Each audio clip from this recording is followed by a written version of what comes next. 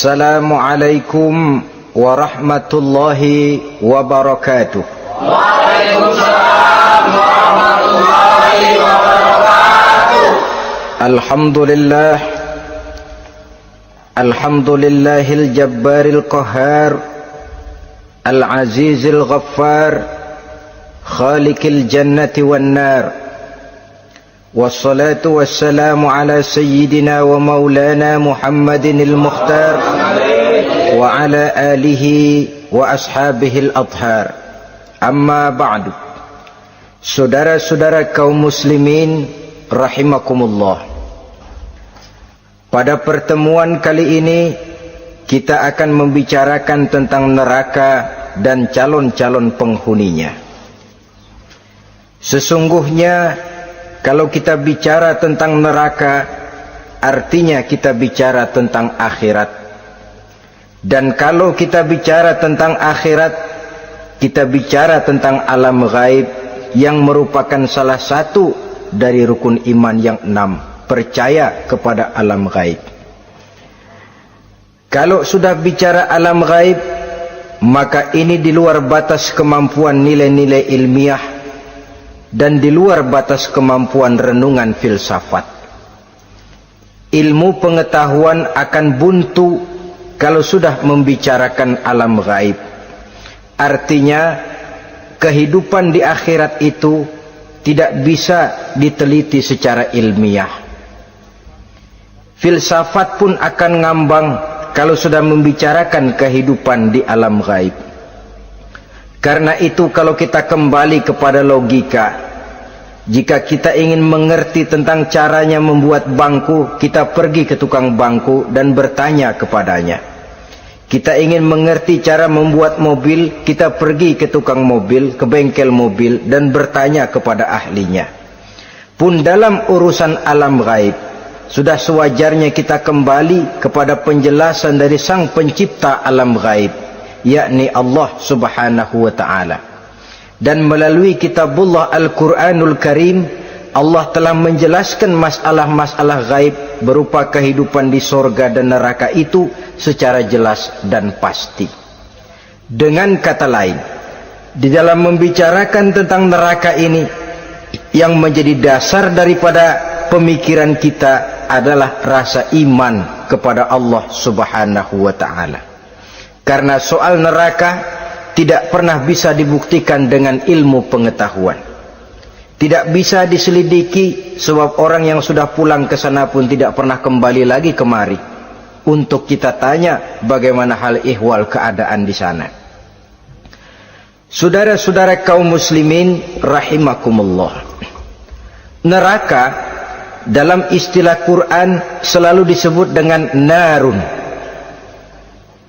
yaitu suatu tempat di akhirat nanti yang wujudnya berupa api yang bergejolak, bernyala dengan teramat dahsyatnya, sehingga dapat mengelupaskan kepala setiap orang dan menjulang ke hati. Diriwayatkan oleh Imam Bukhari dan Muslim bahwa Rasulullah sallallahu alaihi wasallam pernah bersabda, narukum hazihi allati tuqiduna juz'un min 70 jazaan min harri jahannam. Qalu wallahi in kanat lakafiyatun ya Rasulullah.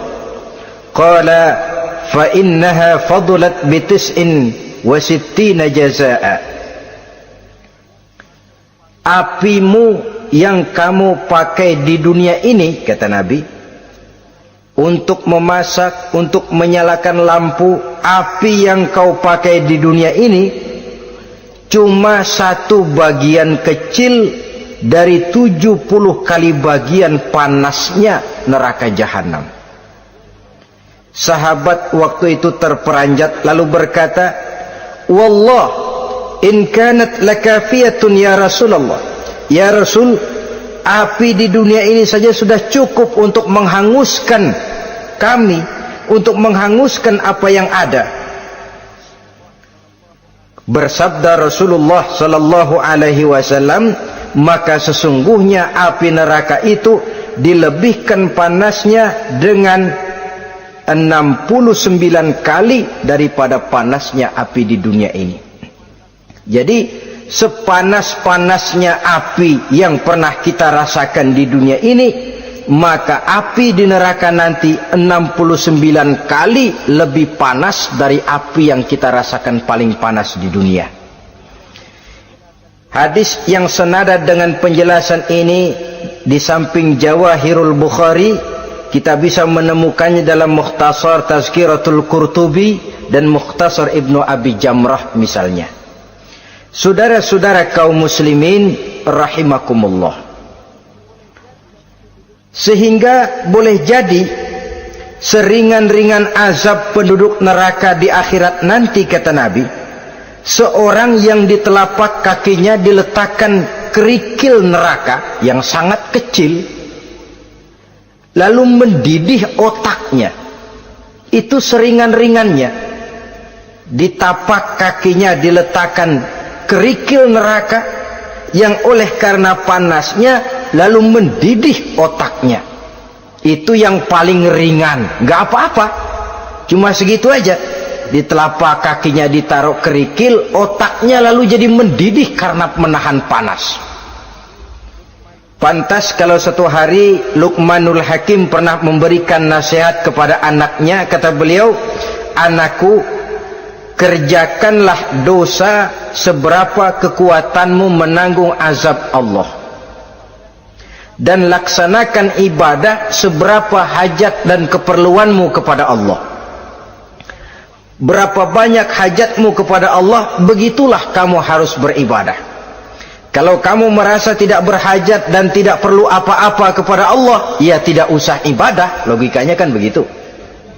Saudara-saudara, dalam hidup ini ada nggak yang nggak perlu kepada Allah? Ada nggak? Seluruh kita memerlukan Allah. Karena itu Luqman betul dengan bahasa diplomatis, "Anakku, kerjakan ibadah seberapa hajatmu kepada Allah. Makin banyak hajatmu kepada Allah, makin banyak hendaknya kamu melaksanakan ibadah. Tapi kalau kamu sudah merasa bisa hidup tanpa Allah, persilahkan kamu tidak usah ibadah." Sebaliknya, kerjakan dosa seberapa kekuatanmu menanggung azab siksaan Allah. Kalau merasa sudah belajar ilmu kebal, kira-kira di neraka nanti nggak apa-apa, persilahkan kerjakan dosa sebanyak-banyaknya. Tapi kalau masih berpikir, gua mah jangan dibakar di neraka, nginjek puntung rokok gua lompat. Kalau masih berpikir ke situ, ya hati-hati, saudara-saudara. Nah, sebagaimana surga, neraka pun ada pintu-pintunya. Dan yang melalui pintu-pintu itu sesuai dengan dosa yang dia kerjakan pada waktu kehidupannya di dunia ini. Jadi setelah manusia diadili, mereka kumpul di padang mahsyar beramai-ramai. Yang mendapat kitab di tangan kanan, yang selamat dari proses pengadilan, yang sudah nyata lebih banyak kebaikannya daripada kesalahannya, wajah mereka berseri-seri. Tapi yang rapotnya merah, yang timbangannya lebih banyak kejahatannya, mereka mukanya udah pada gulem. Di tengah itulah kedengaran pernyataan dari Allah Subhanahu wa ta'ala, "Salamun qaulan min Rabbir Rahim."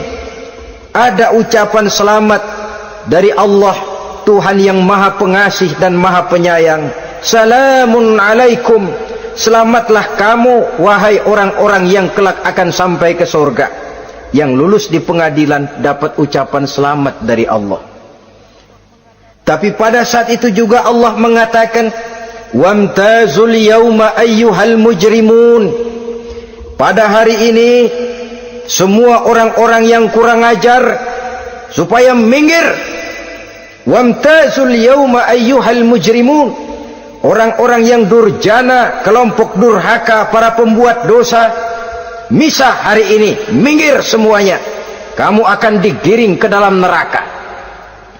Saudara-saudara kaum muslimin rahimakumullah. Baik mereka yang akan menuju surga, baik mereka yang akan masuk ke dalam neraka, sama melintasi satu jembatan yang melintang di atas neraka. Dalam surah Maryam ayat 71 dan 72, walaupun jembatan itu tidak digambarkan secara jelas, tapi kita temukan penjelasan Allah sebagai berikut. Wa inna minkum illa wariduha kana ala rabbika hatman maqdiya thumma nunajjil ladzina taqaw wa nazaru zalimina fiha jasiya. Saudara-saudara, dan tidak ada setiap orang pun kecuali mereka akan melalui api neraka itu. Adapun orang-orang yang bertakwa, mereka diselamatkan oleh Allah, sedangkan orang-orang yang zalim, mereka terlempar ke dalam jurang neraka. Nah, itu yang dinamakan dengan sirat. Ada memang riwayat menjelaskan bahwa sirat itu kecilnya seperti rambut dibelah 7, tajamnya lebih tajam dari mata pedang. Tapi dalam banyak hal, orang lewat di atas sirat itu bergantung kepada amalannya waktu dia hidup di dunia ini.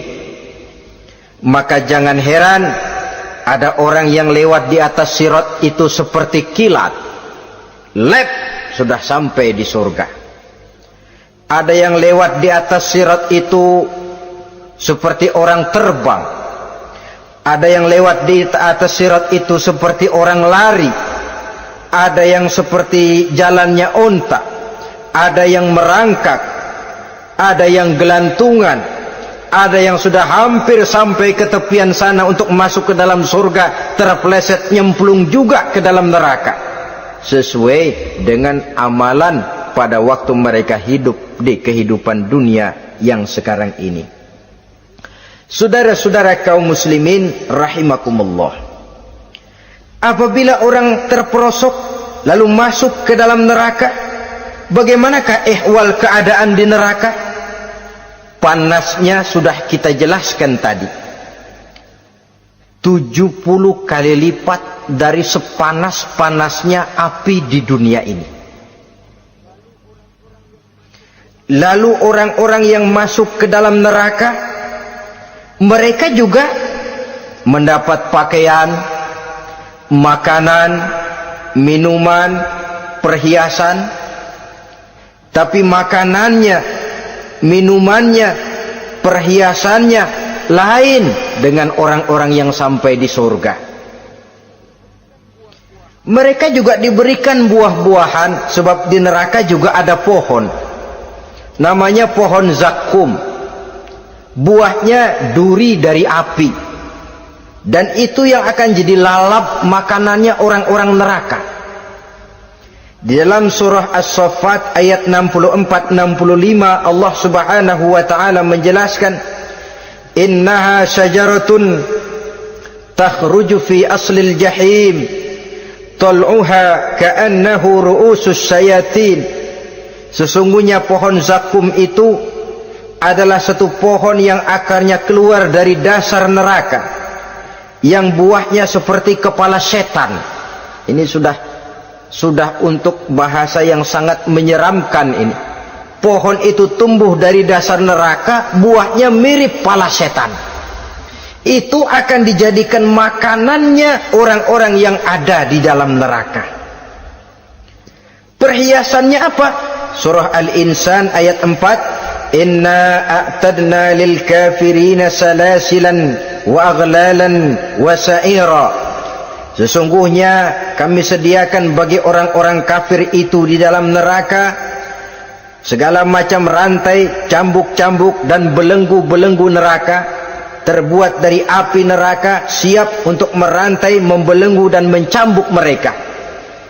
Jadi dikasih perhiasan, lehernya dikalungin rantai, tangannya dipakein belenggu, ada cambuk-cambuk yang seluruhnya terbuat dari api neraka.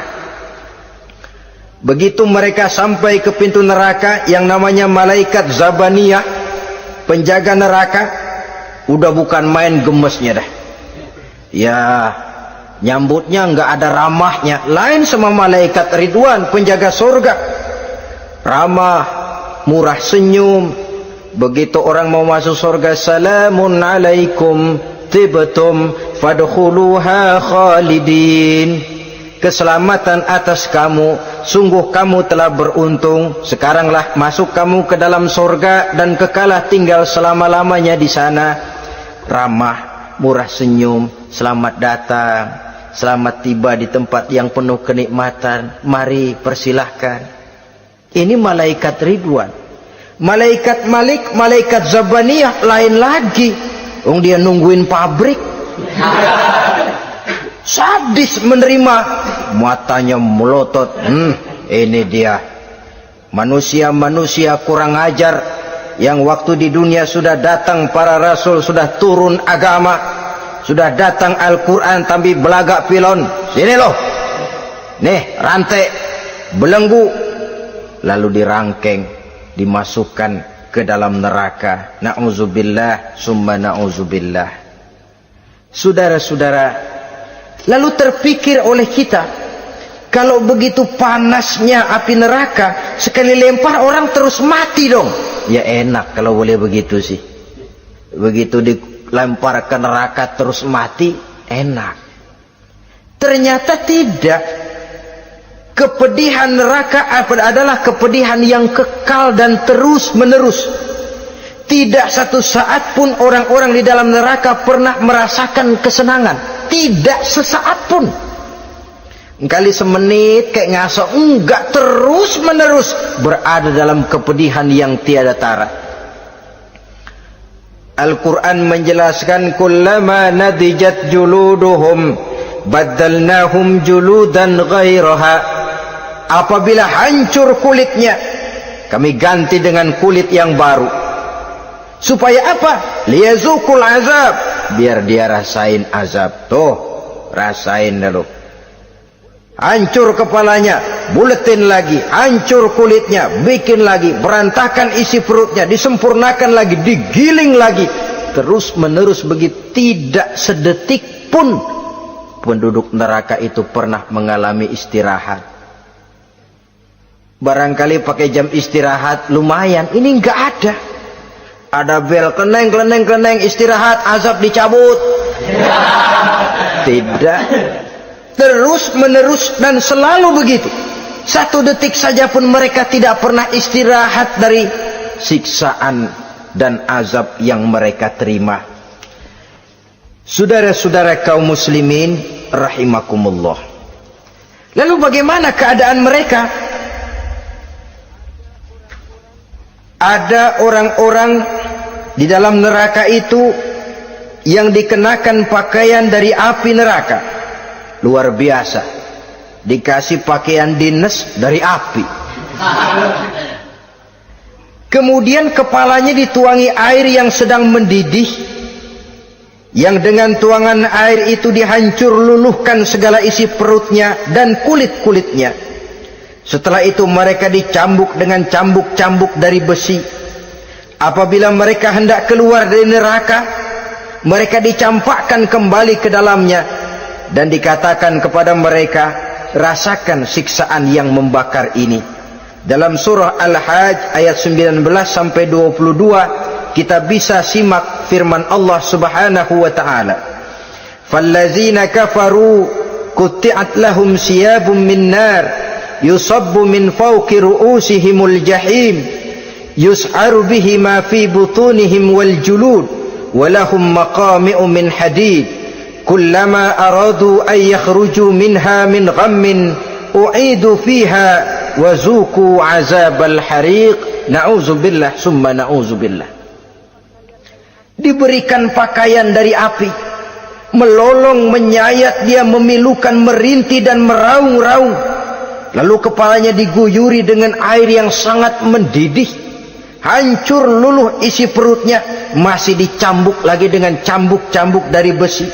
Mereka merambat, mereka meraung, mereka hendak lari, mereka ingin keluar dari neraka. Tapi tiap kali mereka merambat ingin keluar, ditarik lagi. Kalau ucara kita, ayo, mau kemana lo? Apa kata malaikat penjaga neraka? Zuku azabal hariq, rasain nih, makan pencarian lo waktu di dunia. Saudara-saudara, lalu ada pula siksaan penduduk neraka itu, di mana dahi, lambung dan punggung mereka dipanggang dengan api neraka. Allah Karim. Kita di dunia ini tertusuk paku saja waktu berjalan sudah bukan main pedihnya. Tertusuk duri saja sudah bukan main pedihnya. Ini punggungnya, lambungnya macam disate, dipanggang dari api neraka. Dalam At-Taubah ayat 35 kita temukan firman Allah, fi nari jahannama fatukwa biha hibahuhum wa junubuhum wa zuhuruhum, na'udzubillah summa na'udzubillah. Kemudian ada pula penduduk neraka itu yang disiksa, lehernya diikat dengan rantai, mereka spontan diseret-seret dengan sekeras-kerasnya dan dilemparkan ke dalam lautan air yang sedang mendidih. Kemudian mereka dibakar dalam api yang bergejolak dan menyala-nyala. Pada surah Al-Mu'min ayat 71 dan 72 Allah Subhanahu wa taala menjelaskan, izil aghlalu fi a'nakihim wassalasil yushabuna fil hamim summa fin nari yusjarun. Ketika belenggu dan rantai dipasang di leher mereka supaya mereka diseret ke dalam air yang sangat panas, kemudian mereka dibakar dalam api. Ada lagi penduduk neraka yang dipegang jambulnya lalu diseret ke tengah-tengah neraka, kemudian kepalanya digerujuki dengan air yang mendidih seperti yang dijelaskan dalam surah Ad-Dukhan ayat 47 dan 49. Pendeknya, azab dan siksaan neraka itu sesuailah dengan amalan dosa yang dikerjakan manusia pada waktu kehidupan di dunia ini. Maka dalam puncak perjalanan Mi'raj misalnya, kepada Rasulullah sallallahu alaihi wasallam diberikan berbagai macam penglihatan sebagai contoh dan tamsil dari kehidupan di dunia ini, sejak dari penglihatan di jalan sampai kepada penglihatan surga dengan segala kenikmatannya dan neraka dengan seluruh azabnya. Seluruhnya merupakan contoh teladan. Misalnya dalam perjalanan di ketika hendak Mi'raj itu, sebelum berangkat Rasul disodorkan dua minuman, segelas berisi arak, segelas lagi berisi susu. Kata malaikat Jibril, ambillah salah satu minuman itu ya Muhammad. Lalu Rasul dengan tidak ragu-ragu, mantap betul beliau mengambil gelas yang berisi susu, lalu beliau minum. Setelah beliau minum itu, malaikat Jibril berkata, "Shaddaqta ya Muhammad." Engkau telah benar Muhammad. Laqad asabtal haq, pilihanmu tepat. Kenapa ya Jibril? Untung susu yang kamu minum Muhammad. Kalau arak yang kamu ambil, pasti umatmu bakal jadi umat yang teler semua. Ini pun satu contoh buat kita semua, bahwa dalam kehidupan kita selalu berhadapan dengan susu dan arak, berhadapan dengan hak dan batil, berhadapan dengan benar dan salah. Maka hati-hati kita jangan sampai salah pilih karenanya. Lalu yang ada kaitannya dengan persoalan kita, penglihatan yang diberikan Allah kepada beliau di neraka. Beliau melihat sekelompok orang dilontari kepalanya dengan batu dari api neraka. Tiap kali dilontari kepala itu hancur berkeping-keping, berantakan otaknya, lalu dibulatkan kembali. Setelah kepala itu bulat kembali, disambitin lagi, menjerit, meraung, merintih kesakitan, hancur kepalanya, berantakan otaknya, lalu dibulatkan lagi, terus menerus begitu, tidak pernah berhenti. Sampai Rasul bertanya, ya Jibril, ini orang kenapa kepalanya dilontari dengan api neraka sampai hancur lalu dibulatkan kembali? Kata malaikat Jibril, ya Muhammad, itulah contoh daripada umatmu yang berat untuk sujud kepada Allah Tuhannya. Itulah contoh dari umatmu yang waktu hidup di dunianya tidak pernah mendirikan solat sama sekali. Sombong yang paling sombong adalah sombong kepada Allah. Artinya tidak mau sujud kepada Sang Maha Penciptanya. Jadi barangkali saudara punya cita-cita atau keinginan, saya mau yang ini saja, persilahkan, gak usah sembahyang. Lalu ada lagi sekelompok kaum, perutnya besar sebesar rumah, dililit dengan kala dan ular dari api neraka, diseret-seret dia di jurang neraka, dipatoki ular, hancur perutnya, dibulatkan lagi perut itu, diseret kembali, hancur lagi, dibulatkan lagi, terus menerus seperti itu. Kata Nabi, ya Jibril, ini apa lagi? Kata malaikat Jibril, wahai Muhammad, inilah contoh daripada umatmu yang waktu di dunia suka makan riba alias renten, dan suka makan harta anak yatim, suka ngobyekin anak yatim, sok jadi pengasuh anak yatimnya lapar, pengasuhnya yang pada kenyang. Saudara hadirin yang saya muliakan, orang yang makan riba alias renten, orang yang makan harta anak yatim, begitu gambaran yang diperlihatkan kepada baginda Rasulullah sallallahu alaihi wasallam. Sebagian lagi ada penduduk neraka yang kukunya terbuat dari tembaga dari api neraka, panjang sangat kukunya itu, lalu mencakar-cakar mukanya sendiri, hancur mukanya berantakan, dicakari oleh kukunya itu, lalu dibulatkan lagi, dicakar lagi, hancur lagi, dibulatkan lagi. Pengangguran bener nih orang, muka sendiri dicakarin sendiri. Ya Jibril, ini tamsil apa Jibril? Ya Muhammad, itulah contoh dari umatmu yang pada waktu di dunianya enggak pernah rukun sama sesama saudaranya muslim, suka nyari aib orang lain, suka ngejelekin orang lain, padahal orang lain itu saudaranya seakidah. Kan sama dengan nyakar muka sendiri namanya, menepuk air di dulang, terpercik muka sendiri. Kejelekan saudaranya dikorek-korek, aib saudaranya diobral di pasar umum. Orang macam itu nanti tangannya akan tumbuh kuku panjang dari tembaga yang akan mencakar dan mengoyak-ngoyak mukanya sendiri. Itu kita bisa lihat nanti. Oh, ini yang waktu di dunia suka ngorek-ngorek kesalahan orang tuh lagi pada nyakarin mukanya. Oh, begitu. Saudara-saudara kaum muslimin rahimakumullah. Oleh karena itu Nabi ajarkan kita, tuba liman syaghalahu aibuhu an uyubin nas. Beruntung orang yang aib dan kekurangan pada dirinya menyebabkan dia sibuk sampai enggak sempat ngorek-ngorek aib dan kekurangan orang lain. Introspeksi. Beruntung orang yang celak dirinya menyebabkan dia sibuk dan tidak sempat ngorek-ngorek aib pada diri orang lain. Ada pula di antaranya dilihat oleh Rasul, di antara penduduk neraka itu orang yang lidahnya terjulur memanjang, kemudian dipotong lidah itu dengan gunting dari api neraka, menjerit dan memekik ia menahan sakit yang tiada tara, sampai Rasul bertanya kepada malaikat Jibril, kalau ini tamsil apa lagi ya Jibril? Kata malaikat Jibril, wahai Muhammad, inilah contoh dari umatmu, orang-orang yang waktu di dunia tidak pandai menjaga lidahnya, suka menggunjing orang, suka memfitnah orang, suka ghibah dan namimah, suka ngomongin orang di belakang yang bersangkutan. Maka hari ini lidahnya menjulur menjadi panjang dan dipotong dengan gunting dari api neraka.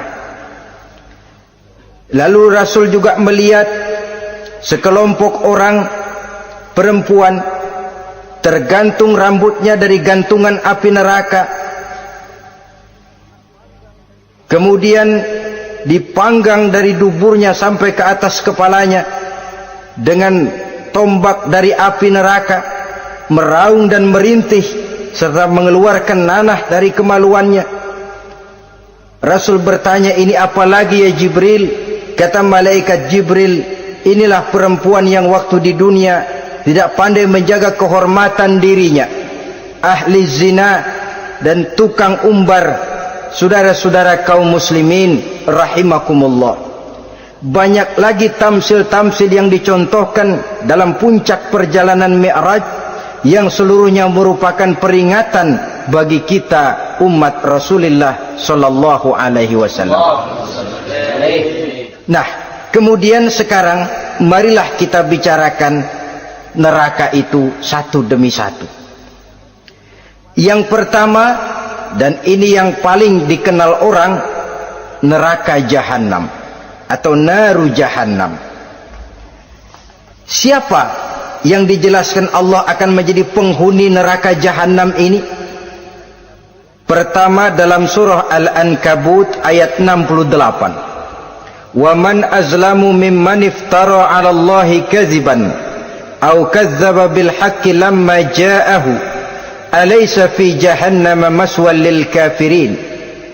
Adapun orang-orang yang zalim kepada Allah, mendustakan ayat-ayat Allah dan mendustakan kebenaran setelah datang kebenaran itu, bukankah neraka Jahannam merupakan tempat kembali bagi orang-orang kafir? Jadi dalam Al-Ankabut ayat 68 ini dijelaskan penduduk neraka Jahannam itu pertama adalah orang-orang kafir. Siapa orang kafir?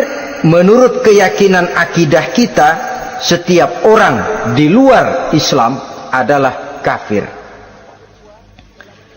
Kemudian yang kedua dalam surah Al-Hijr ayat 42 dan 43, penduduk neraka Jahannam itu, inna ibadi laisa laka alaihim sultanun illa man ittaba'aka minal ghawin wa inna jahannama la maw'iduhum ajma'in. Sesungguhnya hamba-hambaku tidak akan bisa kamu kuasai, hai iblis, kecuali mereka yang mengikuti tipu dayamu. Sesungguhnya neraka Jahannamlah tempat mereka seluruhnya.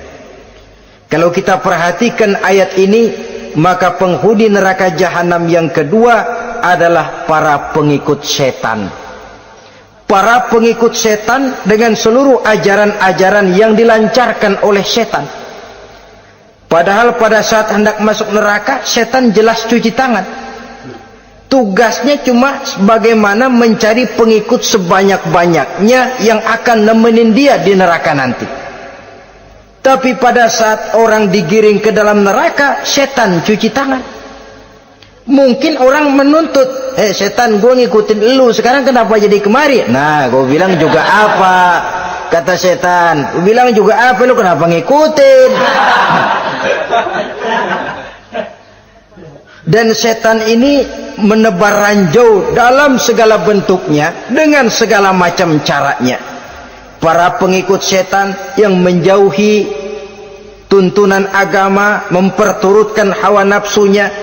Setan membisiki manusia lewat minuman keras, setan masuk manusia lewat judi, lewat zina, lewat kenikmatan yang melalaikan orang dari kehidupan akhirat dan selanjutnya, dengan segala macam jalan.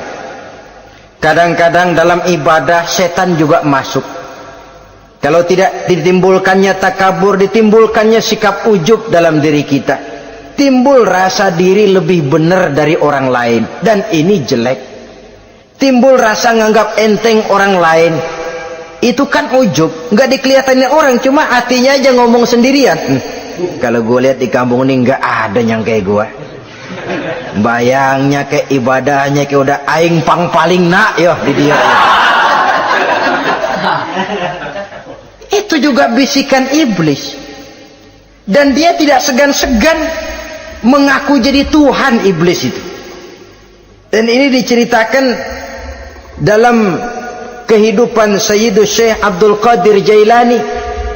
Ketika beliau sedang ibadah di mihrab dalam masjid, datang seberkas sinar. Sinar itu ngomong, ya Abdul Qadir ana rabbuk. Hai Abdul Qadir, aku Tuhanmu, kata cahaya tadi. Sudah cukup kamu ibadah Abdul Qadir. Sembayangmu udah banyak, puasamu udah banyak, jihadmu cukup. Maka mulai sekarang berhenti dah ibadah. Aku bolehkan kepada kamu segala yang dilarang. Cuma yang didatangi Syekh Abdul Qadir. Sehingga mendengar cahaya tadi ngomong begitu, beliau ambil kasut sendal, disambitnya cahaya tadi, izhab ya la'in, pergi laknat terkutuk iblis kamu. Masa saya disuruh berhenti sembahyang karena hati saya sudah baik? Kalau hati sudah baik lalu boleh berhenti sembahyang, mestinya yang paling dulu berhenti sembahyang Nabi Muhammad, sebab beliau orangnya paling baik. Tapi Nabi hatinya baik, sholat jalan terus, hukum halal haram berlaku. Ini kadang-kadang orang sekarang baru ibadah dikit banget merasa dapat bisikan katanya, wangsit. Ya berhenti sembahyang madep mulu, ndak madep ngudek sembahyang. Bikin ajaran yang aneh-aneh. Nah kalau satu orang boleh dapat wangsit, saya juga boleh dong ngomong dapat wangsit. Saya juga boleh dong mendirikan aliran kepercayaan. Saya ngilang dulu dari kampung saya kira-kira 3 tahun. Saya nyepi di kaki Gunung Salak, pulang piara jenggot pakai belangkon, di depan nama saya pakai embel-embel mbah. Saya ngaku dapat wangsit di Gunung Ano, mewahyukan kepada saya ano, saya cari murid yang fanatik. Saudara-saudara kaum muslimin rahimakumullah, setan membisiki manusia hatta kita sedang ibadah sekalipun dibisikinya. Caranya, mula-mula dia bisikin, lu sembahyang buru-buru dah. Buru-buru udah. Akhirnya apa? Rukuk kita nggak sempurna, sujud kita nggak lengkap, tumakninah kita kurang, bacaan kita tajwidnya nggak kena. Kalau itu bisa kita atasin, kita sembahyang sebagaimana yang seharusnya, dia bisiki lewat jalan lain lagi. Suruhnya yang pendek-pendek aja dah. Atau habis sembahyang udah sigrah, udah jangan pakai wirid, jangan pakai zikir. Dengan segala macam jalan dibisikinya was-was ke dalam diri kita, sehingga ada satu riwayat walaupun dhaif tapi ini baik untuk dijadikan pelajaran. Konon iblis itu kalau subuh keliling dia, bawa kulit kambing, jarum sama tepung. Ditanya orang, iblis ini buat apa? Oh, kulit kambing. Gunanya tahu nggak? Kalau begitu subuh sudah muazin bilang as-salatu khairum minan naum, salat lebih baik daripada tidur.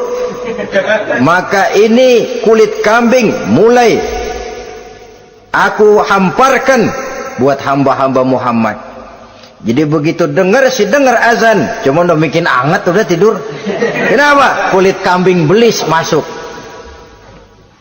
Saudara-saudara, lalu kata orang tadi lagi, lah kalau tepung buat apa itu? Oh, tepung itu kalau umat Muhammad mau baca Quran, baca kitab, mutolaah, gua aurin tepung matanya biar dia sepet. Makanya kalau sudah ngaji baca Quran bawaannya udah ngantuk aja ngantuk. Oh begitu, iya. Lah kalau duri paku itu buat apa? Nah ini duri paku. Kalau umat Muhammad mau hadir di majelis taklim, mau pergi ngaji, mau duduk iktikaf di masjid, gua pasangin paku di pantatnya. Jadi kalau sudah duduk di masjid, kelasat, kleset. Hadir di majelis taklim, kelasat, kleset. Bawaannya mau udahan melulu. Itu duri-duri dan paku-paku yang memang ditebarkan oleh iblis. Saudara-saudara kaum muslimin rahimakumullah, jadi para pengikut setan dengan segala macam perangkapnya ini pun, ya perangkap setan itu ya dunia, dunia itu ya isinya harta, tahta, wanita. Kan perangkap dunia itu harta, tahta, wanita, ini sering bikin orang buta. Perangkap dunia dan merupakan perangkap setan sekaligus. Nah, yang ketiga, penghuni neraka jahanam adalah para pembuat dosa, orang-orang yang durhaka. Dalam Thaha ayat 74 Allah menjelaskan, innahu may ya'ti rabbahu mujriman fa inna lahu jahannam. Sesungguhnya orang-orang yang datang menghadap Allah dengan berlumuran dosa, maka sesungguhnya bagi mereka adalah neraka jahanam. Dan yang keempat, penghuni neraka jahanam orang yang kufur nikmat. Tidak cuma kufur iman, tapi kufur nikmat bisa menyebabkan orang masuk neraka jahanam. belum pernah merasakan dalam hidupnya bahwa Allah memberikan nikmat kepadanya, bagaimanapun besar karunia dan nikmat itu. Dalam surah Ibrahim ayat 28-29 Allah menjelaskan, alam tara ilal ladzina baddalu ni'matallahi kufran wa ahallu qaumahum darul bawar jahannama yaslaunaha wa bi'sal qarar. Tidaklah engkau perhatikan, tidaklah kau lihat orang-orang yang mengganti, menukar nikmat Tuhannya dengan kekufuran. Diberikan nikmat berupa Islam, digantinya dengan kekufuran. Dia tidak tahan kesengsaraan dunia lalu memilih kesengsaraan akhirat, padahal kesengsaraan akhirat lebih abadi dari kesengsaraan dunia. Ada orang yang gak tahan miskin dunia lalu menjatuhkan pilihan lebih memilih miskin akhirat. Ya Allah, keliru besar. Karena gak tahan hidup miskin di dunia, ada yang nawarin ngasih supermi 3 bungkus, iman telap. Ada yang ngasih beras, pindah agama. Ada yang bawain pakaian bekas, tukar akidah, pindah iman. Innalillah. Ditukar kemiskinan dunia dengan kemiskinan akhirat. Padahal kemiskinan dunia berapa tahun? Setahun umur manusia. Sepanjang-panjang umur orang sekarang kan. 100 tahun udah jarang umur orang sekarang. 70 aja udah cakep tuh. Sebenarnya kalau 70 tuh ada jatah lebih tuh, 7 tahun. Toh kalau ikut Nabi 63 tahun kan, Nabi wafat. Kalau kita sudah umur 70 tuh ada jatah ekstra 7 tahun. Oh ya, dimanfaatkan baik-baik mestinya. Taruhlah kemiskinan dunia, bagaimanapun melaratnya dunia, bagaimanapun sengsaranya dunia, cuma sebatas umur kita. Tapi kalau nikmat Islam ini harus kita tukar dengan yang lain. Baddalu ni'matallahi kufran, menukar, mengganti nikmat yang diberikan Allah dengan kekufuran. Artinya kita menukar kemiskinan sementara dan kita memilih kesengsaraan dan kemiskinan abadi. Di akhirat kita miskin, di neraka kita miskin, miskin abadi. Di neraka kita sengsara, sengsara abadi. Saudara-saudara kaum muslimin rahimakumullah, itu neraka jahanam. Yang kedua dinamakan neraka jahim. Siapa mereka ini para penghuninya? Siapa mereka ini para penghuninya? Pertama dalam surah At-Takatsur, yaitu orang-orang yang bermegah-megah dengan dunia, menumpuk-numpuk harta, lalu lupa dengan kesibukan harta itu, lupa kepada kehidupan yang akhirat nanti. Alhaakumut takatsur hatta zurtumul maqabir kalla sawfa ta'lamun summa kalla sawfa ta'lamun kalla law ta'lamuna ilmal yaqin latarawunnal jahim. Kamu telah lalai akibat apa? At-takatsur. Ini penyakit pertama yang menyebabkan orang sampai ke neraka jahim. Penyakit takatsur. Dan itu penyakit zaman sekarang. Berlomba-lomba dengan kemegahan materi, berlomba-lomba dengan kemegahan dunia. Padahal kalau urusan itu kita berlomba, tidak akan pernah sampai finish. Percayalah itu, tidak akan pernah finish. Sebab kemegahan dunia siklus, lingkaran setan. Kita anggap kalau punya duit 1 juta tenang, punya 1 juta berubah pikiran, lain lagi. Kita anggap kalau punya mobil enak, sudah punya mobil, lain lagi problemnya. Kita anggap kalau rumah sudah gedung, enak hidup, punya rumah gedung, lain lagi problemnya. Makanya pesan Nabi, kalau ingin hidup tenang, urusan dunia lihat ke bawah, urusan akhirat lihat ke atas. Sering dicontohkan kalau punya mobil, bilang alhamdulillah kita punya mobil, tangga kita cuma punya motor. Kata yang punya motor, syukur banget kita punya motor, tangga kita punya sepeda doang. Kemana-mana kekejek mulu, dayung. Kata yang punya sepeda, alhamdulillah kita punya sepeda, tetangga kita cuma jalan kaki, kemana-mana ngetuk mulu. Kata yang jalan kaki, alhamdulillah masih bisa jalan, tangga kita sebelah lumpuh bertahun-tahun nggak kemana-mana. Kata yang lumpuh, alhamdulillah masih hidup, tangga kita kemarin mati nggak balik lagi. Itu dalam urusan dunia, sehingga sifat takasur ini hilang. Tapi urusan akhirat, lihat ke atas. Kalau dia begitu sibuknya bisa jaga sholat, kenapa saya tidak? Kalau dia hidupnya sederhana, rajin sedekah, kenapa saya yang lebih kok enggak sanggup? Kalau dia bisa baca Quran, kenapa saya enggak? Lalu timbul gairah ingin mencontoh orang dalam urusan ibadah, menimbulkan ketenangan jiwa, dan itu ada garis finishnya. Tapi kalau yang lumpuh lihat yang bisa jalan, lihat yang naik sepeda, yang sepeda lihat motor, sudah punya motor lihat mobil, lihat pesawat terbang, lihat kereta api. Kapanlah awak nih mau bersyukur? Yang ada kurang saja, padahal nikmat itu tidak pernah berhenti. Bukan dilarang orang kaya, tetapi perlombaan memperkaya diri itu yang dilarang. Karena kalau sudah perlombaan namanya jor-joran sifatnya. Prinsipnya tujuan menghalalkan cara ini yang dijaga oleh agama. Saudara-saudara, selain penyakit takasur yang menyebabkan orang sampai ke neraka jahim, juga perbuatan durjana. Dalam Al-Infitor ayat 13-14, innal abrara lafi na'im wa innal fujjara lafi jahim. Orang-orang yang berbakti, berbuat kebajikan, mereka akan mendapatkan neraka surga naim. Tetapi orang-orang yang fujar, durjana, kurang ajar, durhaka, lafi jahim, mereka akan mendapatkan neraka jahim. Lalu siapa lagi penghuni jahim itu? Orang-orang yang menentang dan menantang ayat-ayat Allah. Wallazina sa'au fi ayatina mu'ajizin ulaika ashabul jahim. Dan orang-orang yang berusaha menantang ayat-ayat Allah sehingga melemahkan orang-orang yang mau mengikuti rasul-rasul Allah, menantang ayat Allah dan membuat lemah orang yang mengikuti rasul, melemahkan semangat orang yang mau mengikuti khitah dan perjalanan rasul. Lu mau bangun masjid, iya, berabe, berat, jangan. Jangan aja kapok.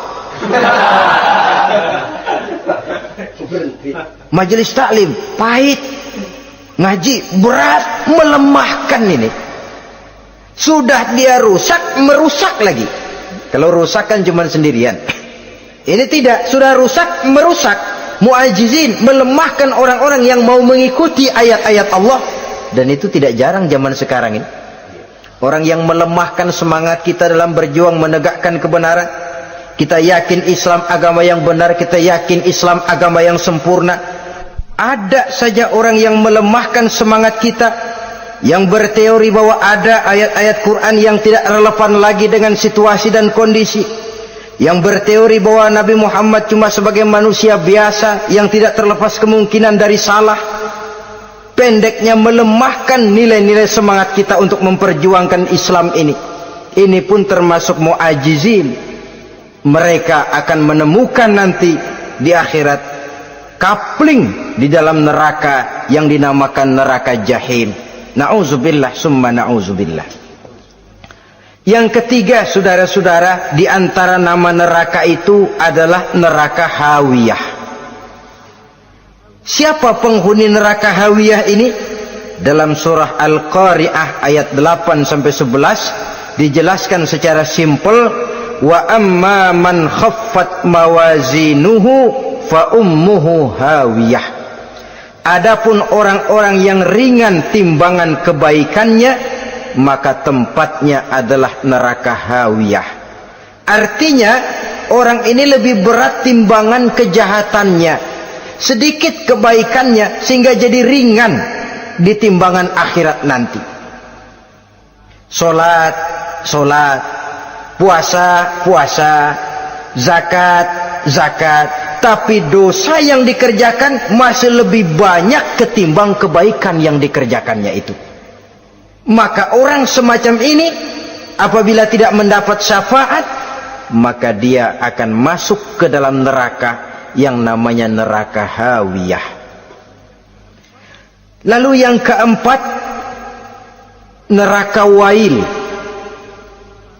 Dalam surah Al-Ma'un ayat 1-7 garis besarnya yang mendapat neraka wail adalah para pendusta agama. Siapa sih pendusta agama itu? Ara'aita allazi yukazzibu biddin?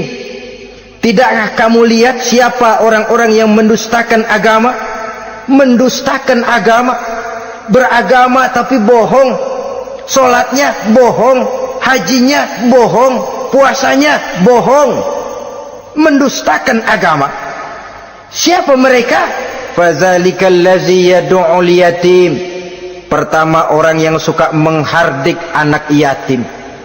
Anak yatim yang lemah, anak yatim yang tidak berdaya, yang hidup dipayungi kemiskinan dan kekurangan, bukan ditolongnya, malah dihardiknya. Jangan lupa, saudara yang sudah 2-3 kali pergi ke Makkah, saudara yang khusyuk dalam sujudnya, saudara yang mantap dalam puasanya, mungkin saja bisa terhalang masuk ke dalam surga, karena di samping rumah saudara ada anak yatim merintih menahan lapar dan haus. Saudara tahu, saudara mampu, tapi saudara diam saja, tidak mau mengulurkan tangan. Mungkin itu yang akan mengganjal saudara untuk masuk ke dalam surga. Wala yahuddu ala tu'amil miskin. Mereka membiarkan fakir miskin, tidak memberikan makan. Kemudian fawailul lil musallin. Mereka juga melalaikan solat. Allazina hum an solatihim sahun. Allazina hum yura'un. Mereka juga riak di dalam amalnya. Saudara hadirin kaum muslimin rahimakumullah, melalaikan solat, kemudian riak dengan amalnya, termasuk amalan solatnya. Kalau jadi imam, bahasanya dibuat sepasih-pasihnya, surahnya yang panjang-panjang, paling pendek sabbihis sama wadduha. Tapi kalau solat sendirian cukup qul huwallahu ahad sama inna a'tainakal kautsar. Hilang lagi nilai keikhlasannya. Dan terakhir, mereka enggan untuk membayar zakat. Yang memenuhi ciri-ciri inilah yang dikatakan sebagai pendusta agama. Menghardik yatim, membiarkan fakir miskin, melalaikan solat, riya, dan enggan membayar zakat. Mereka divonis mendapat neraka wail, seperti dalam surah Al-Ma'un ayat 1 sampai dengan 7. Saudara-saudara kaum muslimin rahimakumullah. Yang kelima, neraka sa'ir. Neraka sa'ir ini pertama buat mereka yang memakan harta yatim. Kalau tadi tidak mau membantu, ini malah membantu, tapi tujuannya malah ngobyekin anak yatim. Mereka yang memakan harta yatim, dalam An-Nisa ayat 10, innal ladzina ya'kuluna amwalal yatama zulman innama ya'kuluna fi butunihim nara wa sayaslawna sa'ira. Sesungguhnya orang-orang yang memakan harta anak-anak yatim dengan zalim, mereka sebenarnya telah memakan neraka, memasukkan api neraka ke dalam perutnya. Mereka akan dilontarkan ke neraka sa'ir. Selain itu, orang-orang yang mengingkari apa yang diturunkan oleh Allah Subhanahu wa ta'ala, mengingkari kebenaran Quran, mengingkari Rasul, pendeknya mengingkari Islam, dijelaskan dalam surah Luqman ayat 21. Yang keenam, saudara-saudara, yang dinamakan dengan neraka laza namanya. Pertama, untuk pembangkang dan orang yang menjauhi agama. Yang kedua, orang yang berpaling dari kebenaran. Dan yang ketiga, orang yang suka menumpuk-numpuk harta dan menyimpannya, tidak mau membayar zakat, infak, apalagi sedekah. Ini kita temukan penjelasannya dalam surah Al-Ma'arij ayat 15 dan 17. Yang ketujuh dinamakan neraka Saqar. Siapa penghuni neraka Saqar ini? Pertama, orang yang tidak pernah sholat. Yang kedua, tidak pernah memberi makan orang-orang miskin. Yang ketiga, ahli membicarakan yang batil. Strategis betul dia, ulung kalau sudah mengatur kebatilan. Kemudian yang keempat, orang yang mendustakan hari akhir. Dalam surah Al-Muddatsir ayat 42 sampai 47, kepada penduduk neraka Saqar ditanya, "Ma salakakum fis Saqar?" Apa yang menyebabkan kamu masuk ke dalam neraka Saqar? Qalu lam naku minal musallin wa la naku nut'imal masakin wa kunna nakhudu ma'al khaidin wa kunna nukadzibu yaumaddin. Mereka menjawab, kami di dunia tidak pernah sholat, tidak pernah memberi makan fakir dan miskin. Kami selalu berkumpul dengan orang-orang yang batil dan membicarakan kebatilan, dan kami mendustakan adanya hari akhir. Yang kedelapan, yang terakhir adalah neraka Khutamah. Ini diperuntukkan bagi para pengumpat, pencela, para penghina orang lain, mencari aib saudaranya, kemudian juga mereka menumpuk, menghitung-hitung harta, lalu kikir dan bakhil dengan hartanya itu. Dalam surah Al-Hujurat ayat 11-12, kemudian surah Al-Humazah ayat 1 sampai dengan 7, kita temukan penjelasan itu. Pada akhirnya saudara-saudara, kalau penduduk surga mereka kekal di dalamnya, maka penduduk neraka ini ada dua macam. Ada penduduk musiman, ada penduduk permanen. Kalau yang namanya penduduk permanen itu sudah punya paspor KTP itu. Memang penduduk permanen itu mereka yang kekal selama-lamanya di dalam neraka. Mereka lah orang-orang musyrik dan orang-orang kafir, termasuk orang-orang munafik. Bahkan lebih dahsyat lagi yang namanya munafik. Kata Allah, innal munafiqin fid darkil asfal minan nar. Orang munafik itu berada di dasar jurang neraka yang paling bawah, keraknya neraka. Saudara-saudara, adapun penduduk yang semi permanen, ia masuk neraka buat sementara saja, sekedar dengan dosa-dosa yang dikerjakannya. Mereka adalah orang-orang mukmin yang asli, orang-orang Islam yang waktu di dunianya berbuat dosa. Mereka masuk ke dalam neraka, menerima azab sesuai dengan dosa yang dikerjakannya. Setelah itu mereka akan diangkat dari surga untuk ditempatkan di dalam, mereka akan diangkat dari neraka untuk ditempatkan di dalam surganya Allah Subhanahu wa ta'ala. Seperti banyak dijelaskan dalam hadis-hadis sahih yang diriwayatkan oleh Imam Bukhari dan Muslim. Nah, inilah sekelumit tentang neraka dan calon-calon penghuninya. Mudah-mudahan Allah jauhkan kita, Allah jauhkan anak cucu kita, amin. Allah jauhkan seluruh keluarga kita, amin, dari neraka dan dari azab neraka. Amin. Terima kasih dan mohon maaf. Wassalamualaikum warahmatullahi wabarakatuh.